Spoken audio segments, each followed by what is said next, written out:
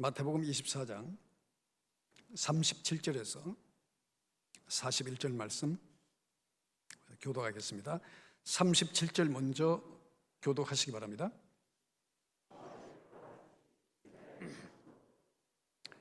홍수전에 노아가 방주에 들어가던 날까지 사람들이 먹고 마시고 장가들고 시집가고 있으면서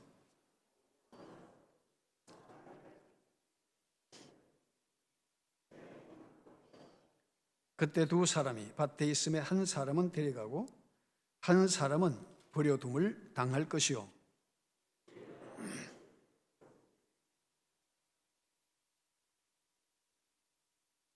아멘. 오직 예수님 그리스도의 은혜가 여러분과 가정 위에 함께 하시기를 축복합니다. 자, 우리가 대림절이라고 할 때 이 대림절의 의미는 바로 다시 오실 예수님을 기다린다는 그런 의미의 절기를 말합니다. 그런데 이런 의미로 이 대림절이 시작된 것은 3, 4세기경부터 이게 이제 시작이 되어지다가 교회의 공식적인 절기가 된 것은 바로 6세기 전후해서 이것이 교회 공식적인 절기가 되어졌습니다. 자, 이 대림절을 통해서 오늘 이제 네 번째 대림절 마지막 절기인데 주님을 맞이하는 그리스도인으로서 이 시대를 알고 우리가 어떻게 준비해야 되는가 하는 것을 함께 나누며 은혜 받기를 원합니다. 자, 예수님 다시 오실 때에 어떤 일이 있겠습니까 했을 때 그 수많은 얘기 가운데 예수님께서 오늘 이 말씀을 제자들에게 하셨습니다. 바로 노아의 시대를 제시하시면서 인자가 올 때도 그럴 것이다. 그러면 노아의 시대의 특징이 뭐냐? 그 세 가지를 든다면 첫째, 그 극한의 그 성적 타락입니다. 두 번째는 바로 사람들의 생각 자체가 악하더라는 거예요. 그리고 세 번째는 사람들의 마음과 행위가 극히 부패하였더라고 하는 그것을 그 노아 시대의 세 가지 특징으로 볼 수가 있습니다. 자, 그래서 예수님께서 제자들에게 그 재림에 대한 예시로 노아의 시대상을 우리에게 말해 주셨다면 오늘 이 시대를 살아가는 우리들에게는 굉장히 중요한 의미가 있다고 봅니다. 자, 그러면 노아의 당시 노아 홍수 이전의 사람들은 어떠했느냐? 바로 타락의 모형을 예수님께서 우리에게 보여주셨습니다. 그래서 오늘 본문 38절 말씀에 보면 홍수 전에 노아가 방주에 들어가던 날까지 사람들이 어떻게 했어요? 먹고 마시고 장가들고 시집가고 있으면서 이렇게 기록하고 있습니다. 자, 여러분, 이거 우리 일상이 아닙니까? 먹고 마시고 장가가고 시집간다. 자, 그런데 여기에서 먹고 마신다고 하는 것은 삶의 여유와 풍요로움을 말합니다.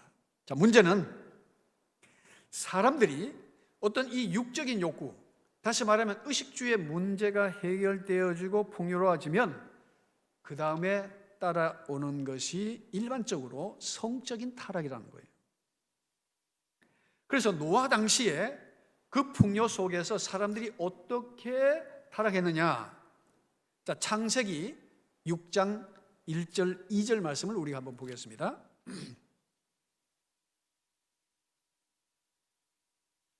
자, 창세기 6장 1절 2절 말씀 우리 같이 한번 읽어볼까요?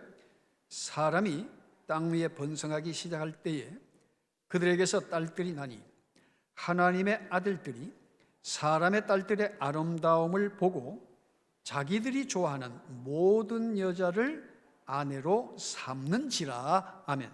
자, 사람들이 땅 위에 번성하기 시작할 때에 하나님의 아들들이 그랬어요. 그러면 오늘 우리말로 쉽게 표현하면 믿는 사람들이 사람의 딸들 이렇게 말했어요. 사람의 딸들이라는 것은 뭡니까? 요즘 말로 하면 불신자들 말하겠죠. 불신자. 그래서 하나님의 아들들이 사람의 딸들의 뭘 보고? 아름다움을 보고. 아름다움을 보고. 여러분, 아름다운 건 좋죠. 그래서 열심히 뭐도 하고, 자주 그런 것도 하고. 그래서 그 아름다움을 보고 좋아요. 그건 좋은데 문제는 뭐냐? 자기들이 좋아하는 모든 여자를 어떻게 했어요? 아내로 삼는지라 그랬어요. 자, 자기들이 좋아하는 어떤 여자? 모든 여자. 여기서 뭘 발견할 수 있습니까? 자, 예를 들어서 내가 좋아하는 여자라면 며칠이라도 내가 아내로 삼아도 되느냐는 거죠. 얼마나 성적으로 타락했느냐 하는 것을 보여주는 거예요. 자, 노아 홍수 사건이 일어나기 직전까지 사람들의 생활 양식이 바로 그렇게 살아왔는데 그 결과 창세기 6장 11절에 뭐라고 되어 있습니까? 그때 온 땅이 하나님 앞에서 어떻게 해요? 부패하여 포악함이 땅에 가득한지라 그랬어요. 아름답다, 저 여자가 아름답다 했을 때에 서로가 좋아하면 어떻게 거기서 경쟁이 생길 거 아니에요? 그러면 겉모술 수도 있을 수 있을 것이고 상대방을 미워하고 비방하고 저주하는 일들이 있을 것이고 그래서 하나님께서 보시니까 너무 부패했더라는 거예요. 그 12절에 보니까 하나님이 보신즉 땅이 부패하였으니 이는 땅의 모든 혈육 있는 자의 뭐가 부패함이라? 하는 짓이 행위가 부패함이었더라는 거예요. 여러분, 한 사람의 가장이 또 다른 여자를 취하기 위해서는 조강지처에게 거짓말해야 돼요. 말을 둘러야 돼요. 또 그것이 드러났을 때는 그것을 변명해야 되고 그러다가 자기 뜻대로 안 되면 비난하고 저주하고 결국은 살해하는 일까지 우리는 뉴스를 통해서 많이 들을 수 있습니다. 여기서 부패했다고 하는 것은 더운 여름에 음식이 썩어서 악취가 진동하는 것을 의미하는 거예요. 그러니까 얼마나 윤리적으로 도덕적으로 타락했는가 하는 것을 여기에서 보여주고 있는 거죠. 그래서 하나님께서는 홍수 재앙으로 그들을 심판하셨다는 거예요. 소돔 고모라의 재앙도 역시 바로 성적인 타락을 보여줍니다. 특히 롯의 집을 찾아갔던 주의 사자들이 그날 밤에 그 소돔 성의 비류들이 롯의 집에 찾아와서 그들을 끌어내라, 우리가 그들을 상관하겠다 했을 때에 그 실제적인 원문의 내용은 바로 성적으로 관계를 갖겠다는 거죠. 거기에서 동성애가 나오게 된 거죠. 동성애. 그래서 그것을 소돔이라고 해요. 소돔성에서 이루어졌기 때문에. 자, 이렇게 철저히 성윤리가 파괴되어지고 타락해지네. 그리고 로마가 멸망한 것은 외부의 침입에 의해서가 아니라 로마의 귀족들의 그 타락한 일상이 결국은 그 로마 사회의 붕괴로 이어지는 그런 결과를 낳게 된 겁니다.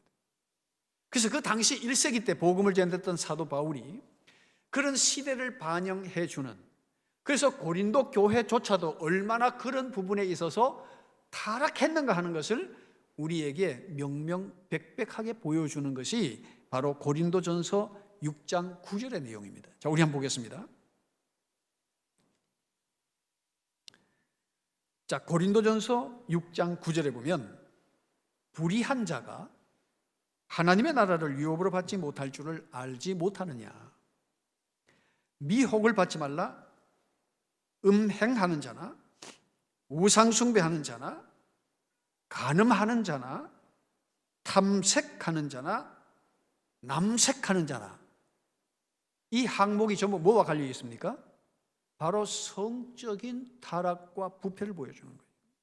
그래서 10절에 도적이나 탐욕을 부리는 자나 술 취하는 자나 모욕하는 자나 속여 빼앗는 자들은 무엇을 받지 못해요? 하나님의 나라를 유업으로 받지 못하리라는 거예요. 여러분, 도적질을 왜 하게 됩니까? 탐욕은 어디에서부터 나옵니까? 술 취하는 것, 그리고 모욕하는 것들이 전부 다 성적 타락과 관련이 되어 있다는 거예요.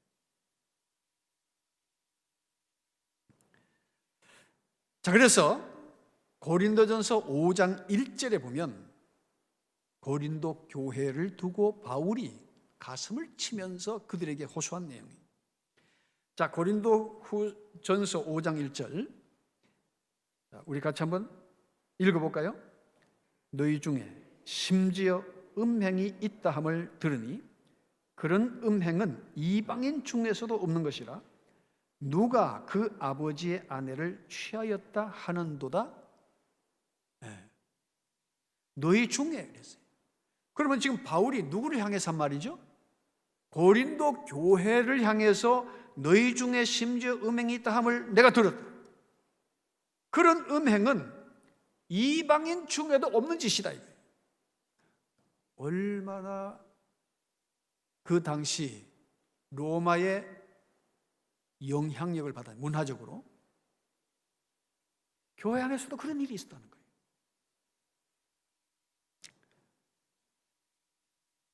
여러분, 이 시대의 현상이 어떠하다고 여러분 생각하십니까? 오늘 보면 38절 말씀처럼 홍수전에 노아가 방주에 들어가던 날까지 사람들이 먹고 마시고 장가들고 시집가고 있으면서 이렇게 말하고 있어요.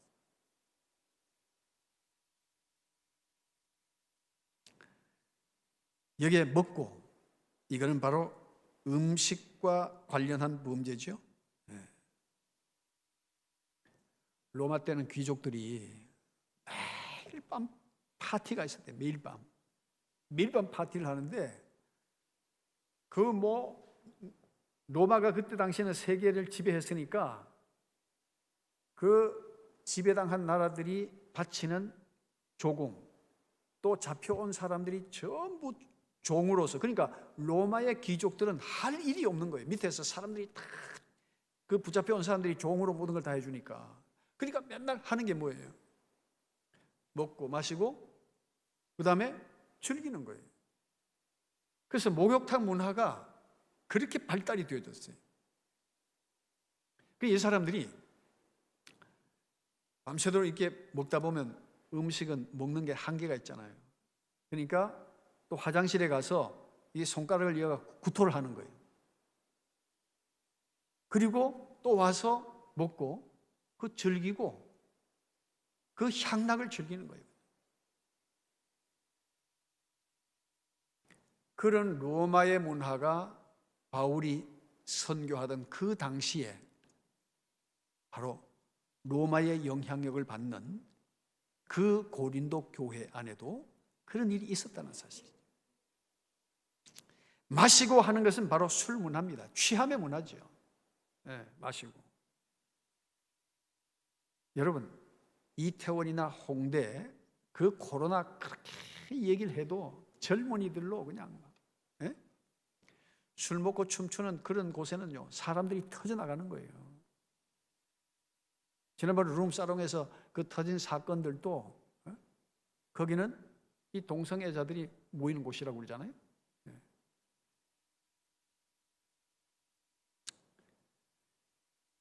자, 그래서 이제는 동성애자들도 커밍아웃, 당당하게 나 동성애 하는 사람이야.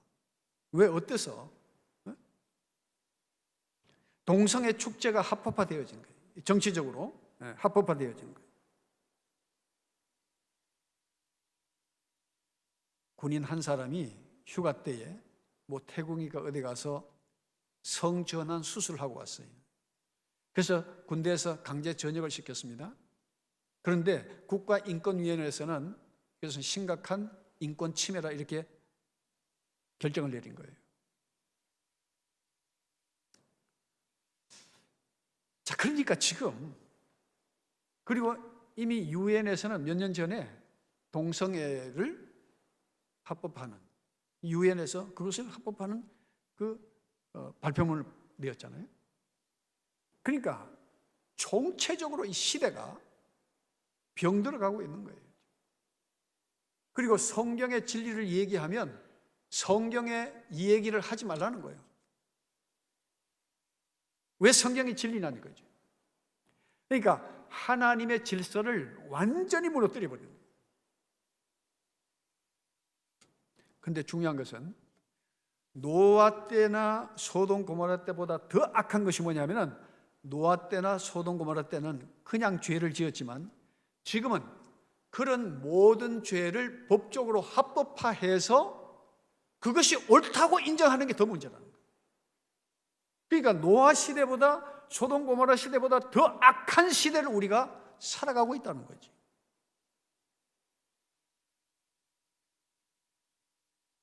오히려 그런 일에 대해서 어떻게 이해를 하느냐? 세상은, 자, 예레미야 6장 15절 말씀을 보겠습니다. 예레미야 6장 15절 말씀.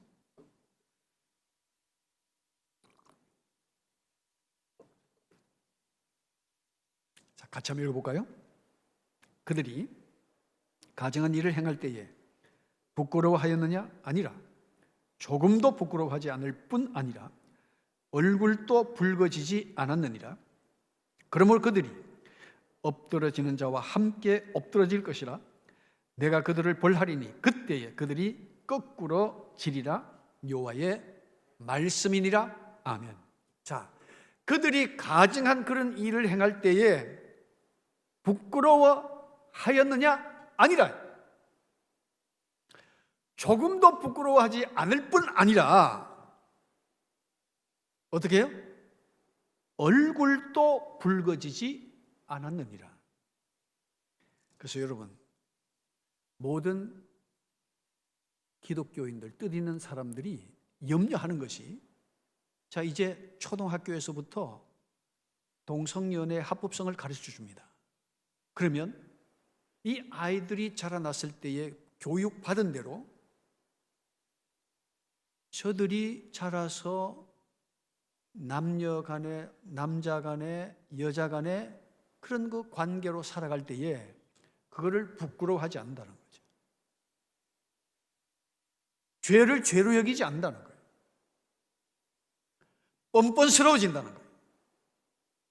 여러분, 그리스도인이 성경 말씀을 기준으로 죄에 대한 각성이 없으면 회개하겠습니까? 회개 안 하겠습니까?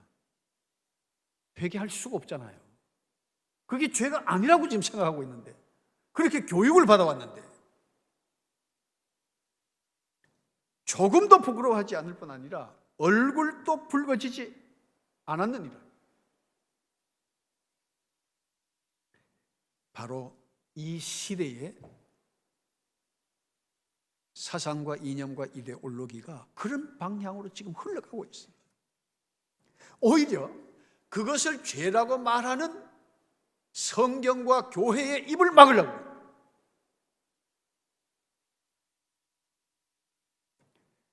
그래서 교회는 앞으로 핍박받게 되어 있다는 거예요. 자, 이런 때에 우리가 정말 믿음으로 다시 오실 예수님을 맞이할 준비를 하는데 우리가 성결하고 구별된 삶을 살아야 돼요. 우리가 말씀과 기도로 준비된 삶을 살아야 될 줄로 믿습니다. 자, 두 번째는 예수님께서 심판의 모형을 보여주셨어요. 자, 39절 말씀에 보면 오늘 본문, 홍수가 나서 그들을 다 멸하기까지 뭐 하지 못했으니? 깨닫지 못하였으니 인자의 임함도 이와 같으리라는 거예요. 인자의 임함도 이와 같아. 무슨 말입니까?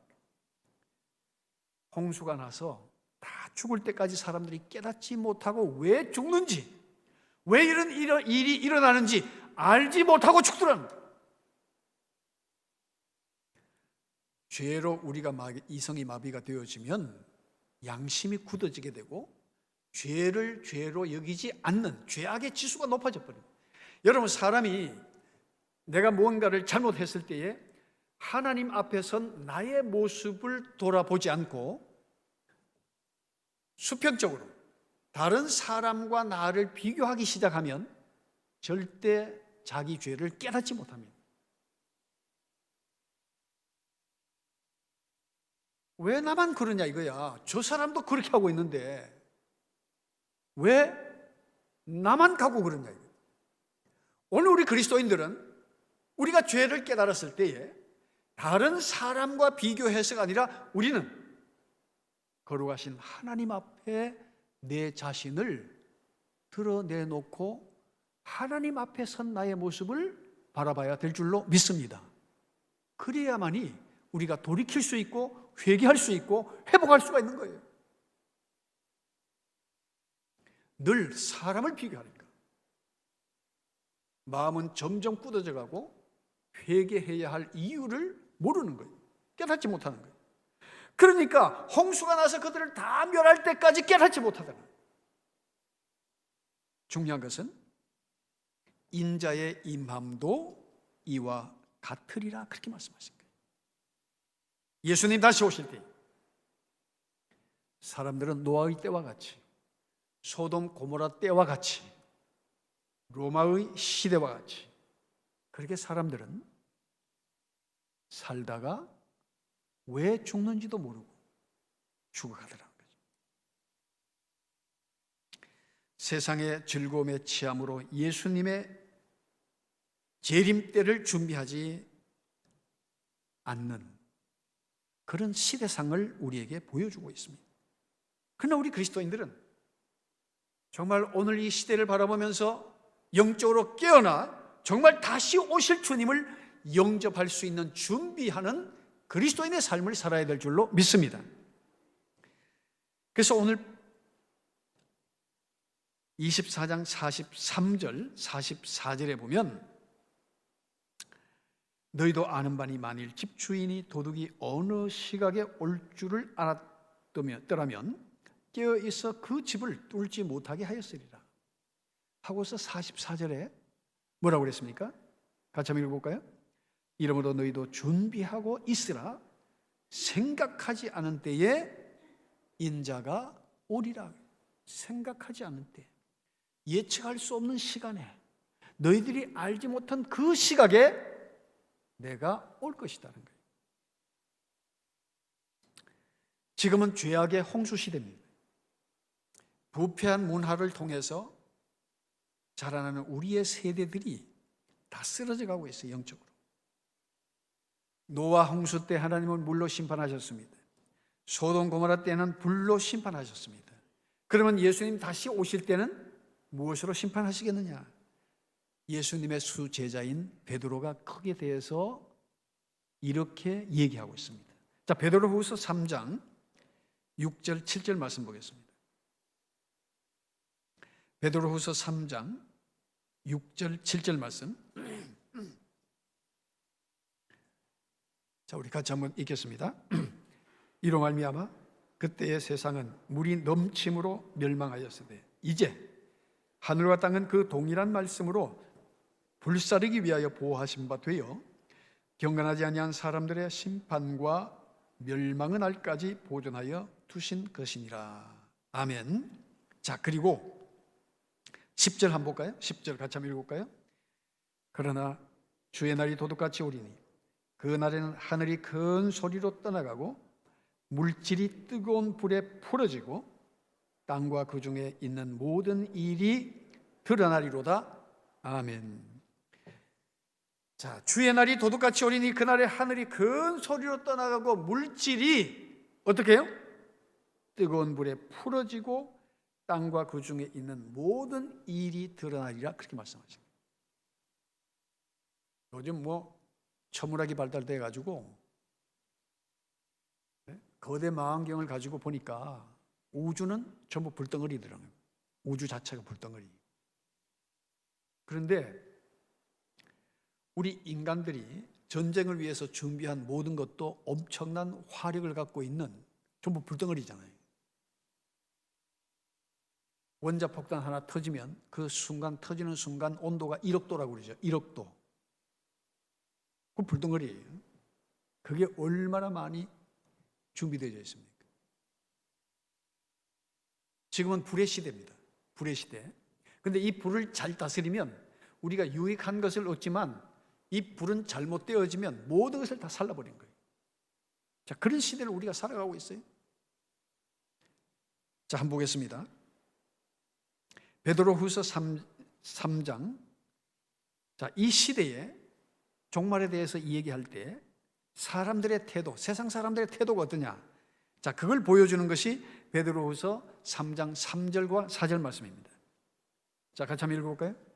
먼저 이것을 알지니 말세에 조롱하는 자들이 와서 자기의 정욕을 따라 행하며 조롱하여 이르되 주께서 강림하신다는 약속이 어디 있느냐?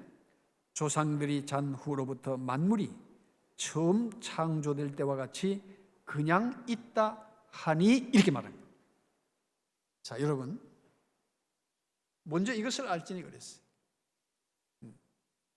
너희가 기억하라 그 말이죠. 말세에 누가 와요? 조롱하는 자들이 와서 자기 정욕을 따라 행하며 조롱하여 주께서 강림하신다는 약속이 어디 있느냐? 왜 지금까지 뻥치느냐? 그런 얘기 뭐 때문에 하느냐? 말도 안 되는 소리 왜 하느냐? 예수님 오신다고? 웃기는 얘기.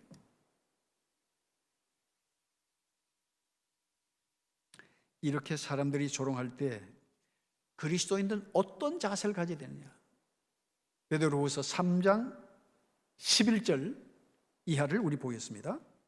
자, 11절에 보면은 이 모든 것이 이렇게 풀어지리니 너희가 어떠한 사람이 되어야 마땅하냐? 거룩한 행실과 경건함으로 그렇게 말했어요. 12절에 하나님의 날이 임하기를 바라보고 어떻게 해라? 간절히 사모하라. 그날에 하늘이 불에 타서 풀어지고 물질이 뜨거운 불에 녹아지려니와 우리는 그의 약속대로 의가 있는 곳인 어디를 바라봐요?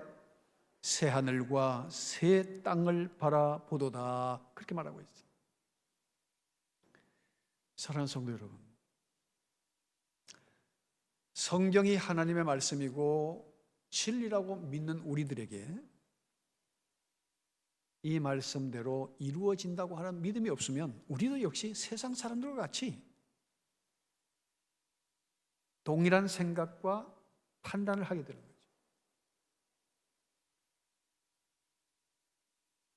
우리가 만약 이 세상이 언제까지 하나님께서 그냥 두시겠느냐는 거예요. 여러분, 제가 지난번에 말씀드렸지만은 죄 짓는 사람 따로 있고 죽는 사람 따로 있어요.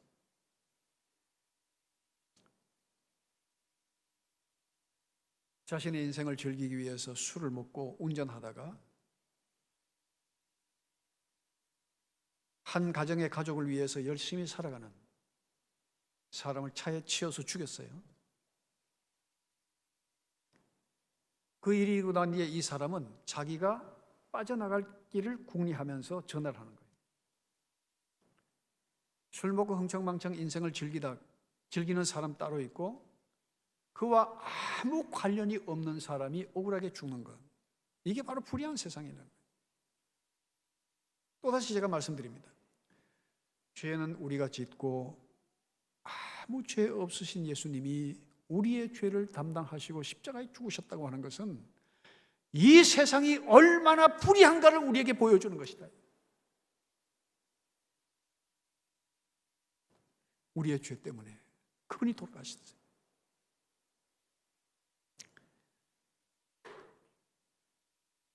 오늘 이런 시대에 우리 그리스도인의 태도는 정말 주님이 정말 나를 위해서 십자가에 돌아가신 그분이라면 우리가 이 시대를 보고 정말 우리 자신을 깨우치고 이 마지막 때에 거룩한 행실과 경건함으로 다시 오실 주님을 맞이하기 위하여 준비하는 삶을 살아야 될 줄로 믿습니다. 그래서 새하늘과 새 땅을 바라보는, 주님이 오시는 그 나라를 바라보고, 우리가 이 땅에서 조금 힘들고 조금 어렵고 조금 불편하다 할지라도 우리는 항상 믿음으로 다시 오실 주님을 기다리는, 대림하는 그리스도인이 되어야 될 줄로 믿습니다. 베드로는 경고합니다. 베드로후서 3장 17절에 우리 같이 한번 읽어볼까요? 그러므로 사랑하는 자들아, 너희가 이것을 미리 알았은즉 무법한 자들의 미혹에 이끌려 너희가 굳센 데서 떨어질까 삼가라. 너희가 이것을 미리 알았다. 내가 너희에게 말해준 것을 너희가 이제 기억하고 이 무법한 자들의 미혹에 이끌려서 그들과 같이 살지 말라는 거예요.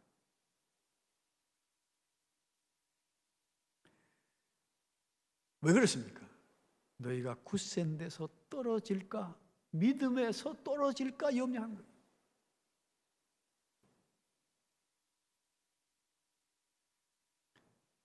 여러분, 오늘날 교회도 세속주의와 인본주의로 인하여 점점 신앙의 기준이 낮아지고 떨어져 가고 있어요.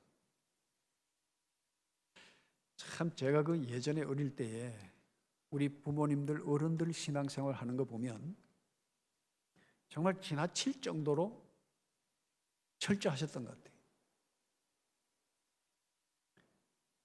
그 중직자라는 직분을 굉장히 두렵게 생각하시더라고요. 직분에 대한 두려움이 있었어요. 그래서 모든 가정의 예식이라든가 이런 것도 굉장히 엄격하셨어요. 제가 어릴 땐 그게 좀 답답하게 보이더라고요. 그리고 기독교 예식으로 하지 않은 모든 일들에 대해서는 징계를 하셨어. 또 왜 저렇게 지나치지? 그래가지고 근신시키고 성찬에 참여하지 못하게 하는, 그때는 야, 이거 예수 믿다가는 아무것도 못하겠네? 그런 생각이 들더라고요. 그런데 시간이 지나면서 신앙의 기준이 점점 떨어지는 거예요. 그래서 지금 이 시대는 예수 믿어도 그럴 수 있지, 다 풀어져 버린 거예요. 그럴 수도 있지. 점점 교회가 세속화되어져 가는 거예요. 여러분 어떻게 생각하세요? 이제는 교회마저 안전하지 않은 곳이 되어졌어요. 복음이 희석되어집니다. 오히려 복음을 부르짖고 복음의 원칙을 얘기하면 욕먹는 시대가 됐어요. 시대를 모른다고 욕 얻어먹게 돼 있어요.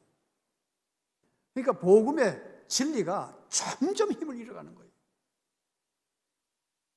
여러분 스스로 복음의 기준을 높여가시기를 바랍니다. 교회 건물은 말하지 않습니다. 사람이 점점 그 기준에서 벗어나는 거예요. 교회가 잘못됐습니까? 우리 자신들이 그 기준을 낮춰가고 있는 거예요. 그러니까 세상 사람들에게 우리가 말할 수가 없어요. 너희들이 하는 걸 보면 하나님이 계시지 않는 것 같다는 거예요.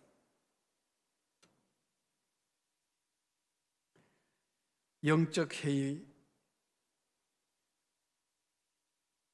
이것이 나도 모르는 사이에 점점 세상에 물들어. 정말 심판의 모형을 보여주신 주님, 그들이 다 홍수가 나서 멸하기까지 깨닫지 못하였다. 인자의 임함도 이와 같다고 말씀하셨어요.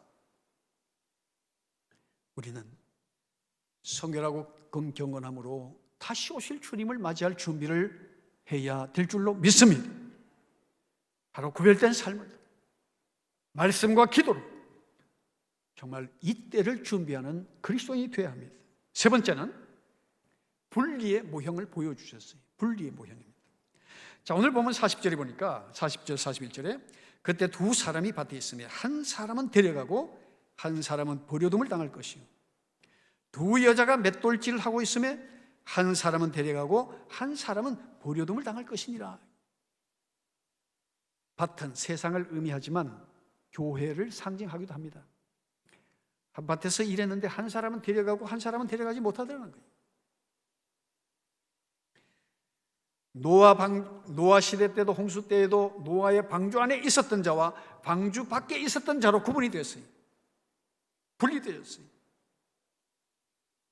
소돔 고모라 때에도 롯의 가족 중에 구원받은 자와 구원받지 못한 자가 있었어요. 분리의 모형을 보여준 거죠. 밭에 있는 두 사람 중에 한 사람은 들림을 받고 한 사람은 들림받지 못했어요. 맷돌질 하던 두 여인 중에 한 사람은 들림을 받고 한 사람은 들림받지 못했어요. 분리의 모형입니다. 알곡과 쭉정이를 가리겠다는 거예요.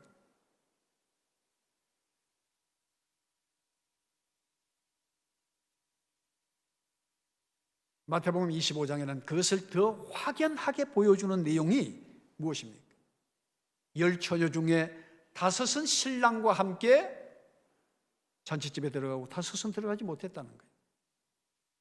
달란트 받은 사람 중에 칭찬받는 사람이 있는가 하면은 책망받은 사람이 있었다는 거예요.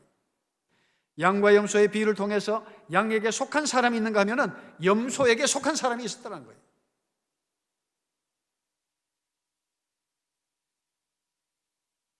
열처녀의 비유 25장 1절에 보면 그때 천국은 마치 등을 들고 신랑을 맞이러 나간 열처녀와 같다 그렇게 말합니다. 자, 신랑을 맞이하는 열처녀였어요. 무엇을 말합니까? 다 요즘 말로 하면 예수 믿는 사람들이죠. 10명이 다 신랑을 맞이하러 다 같이 나갔다고 그랬으니까.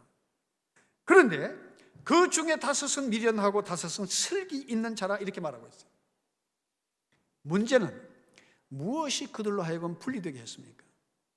다 같이 등을 준비했지만 5처녀는 기름을 준비했고 5처녀는 등은 있지만 기름을 준비하지 못했다는 거예요. 기름은 무엇을 상징하죠? 바로 성령을 의미하고 있습니다. 정말 우리가 성령으로 아니하고는 예수를 주라고 말씀할 수 없는 것처럼 우리가 성령으로 아니하고는 우리가 죄를 깨닫지 못하고 이 시대를 분별할 수 있는 능력이 없이 나 자신도 모르게 휩쓸려 갈 수 있다는 것을 우리에게 보여주시는 거예요. 우리가 다 예수님 믿지만 정말 성령 안에서 인격적으로 주님을 만나고 나의 죄를 위해서 십자가에 돌아가신 그 그리스도의 사랑과 그 은혜를 깨닫고 우리의 믿음이 진리 위에 세워지는 믿음이 되어야 될 줄로 믿습니다. 그렇지 않으면 교회도 급속히 세속화되어지고 인본화되어지면서 나도 모르는 사이에 믿음의 기준에서 벗어날 수가 있다는 거예요.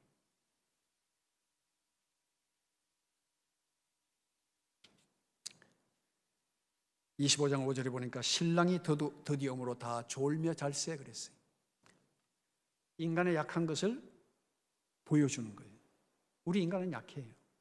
죄 지을 수도 있어요. 영적으로 졸 수도 있어요. 그러나 무엇으로 준비된 자?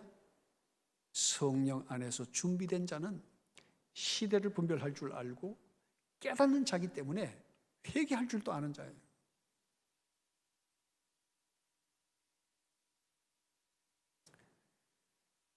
오늘 말씀을 정리하겠습니다.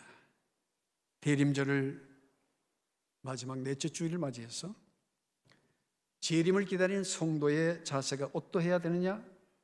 마태복음 24장 42절에 그러므로 깨어있으라 어느 날에 너희 주가 임할는지 너희가 알지 못함이니라. 44절에 이러므로 너희도 준비하고 있으라 생각하지 않은 때에 인자가 오리라. 25장 13절에 그런즉 깨어있으라 너희는 그 날과 그 때를 알지 못하리라 그렇게 말씀하셨어요. 그러면 길은 한 가지라. 항상 준비된 믿음의 삶을 살아야 될 줄로 믿습니다. 깨어 있으라. 어떻게? 성결과 구별된 삶, 말씀과 기도로 늘 깨어 있어 주님 오실 때에 주님을 영접하고 주님과 함께 주님의 나라에 참여하는 모든 성도님 되시기를 축복합니다. 기도하겠습니다. 거룩하신 아버지 하나님, 너희가 천기는 분별할 줄 알면서 이 시대는 보지 못하느냐고 말씀하신 주님, 오늘 이 시대에 죄악의 지수가 높아 우리 또한 죄를 죄로 여기지 않는 삶을 살아가고 있지 않습니까? 말씀과 기도로 늘 성결한 삶을 이루어 하나님 앞에 준비되는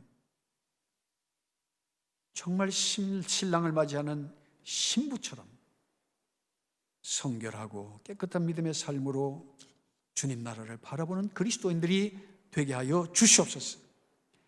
깨어서 날마다 주님을 바라보고 이 시대의 죄악을 마음 아파하며 우리가 그 죄 가운데 물들지 아니하도록 믿음으로 자신을 지키고 늘 성령 안에서 사는 그리스도인들이 되게 하여 주시옵소서.